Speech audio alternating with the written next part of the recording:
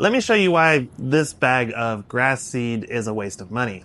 If you're just a casual shopper, it might seem like a really good buy because this is a large bag of grass seed at 20 pounds and it's on clearance right now for this clearance price. I'm about to teach you how to look at the fine print and to be a smarter shopper to see whether or not you're getting a good deal.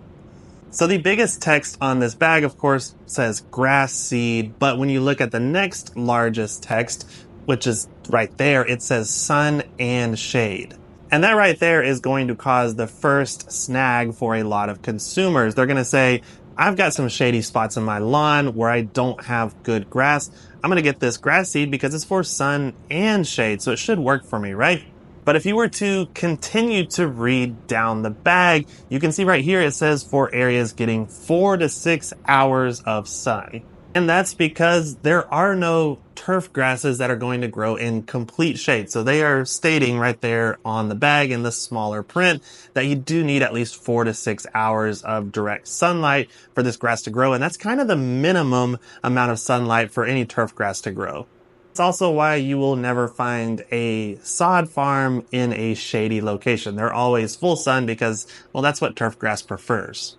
But that's not the only issue I have with this bag of grass seed. We actually need to dive into the even smaller print to see what's really going on.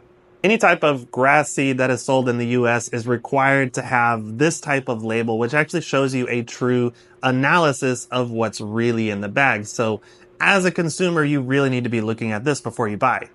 Because so far on the main print of the bag, it is not telling you what kind of seed is actually in there or what kind of grass you're actually buying. It just says grass seed. So let's look at the fine print and see what's actually in the bag.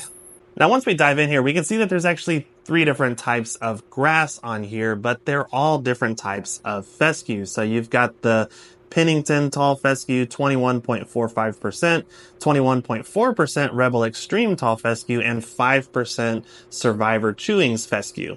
And when you add up those percentages, it only equals 47.85% grass seed that's in this bag, and that's by volume. And since this is a 20-pound bag, that means that there's only about 9.5 pounds of grass seed in the bag.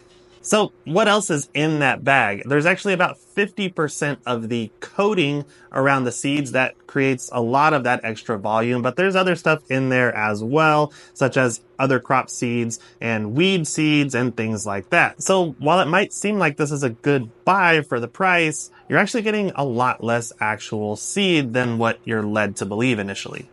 But whether or not you want to buy coated seed, that's up to you. I actually prefer uncoated seed because you're going to be buying pure seed, but some people believe that the coating can help with germination and growth, but there are other studies out there that actually have conflicting information about this. But like I said, my preference is to not buy the coated seed. It seems to perform better for us. And lastly, my issue with this is it's the wrong time of year to be planting fescue in the South. You could probably get away with planting this seed right now up north, but down here in Texas, it is way too hot for this grass to actually germinate and come up. And that's because fescue ideally is going to germinate between 50 and 75 degrees. And right now in summertime in Texas, we don't get those temperatures at all. So yeah, if you're up north, it may not be that big of a waste of money. You can probably do okay with this bag of grass seed, but in the South right now in summer, even at the clearance price, this is just, it's not going to work for you at all. It's going to be a waste. Now, this is nothing against the big box store where they're selling the seed. This is just to tell you that you as a consumer need to do a little bit of research, or ideally, if you can go to a local garden center that actually has this knowledge, they can help guide you on which type of grass is going to be best for your yard. So that way you're not wasting money.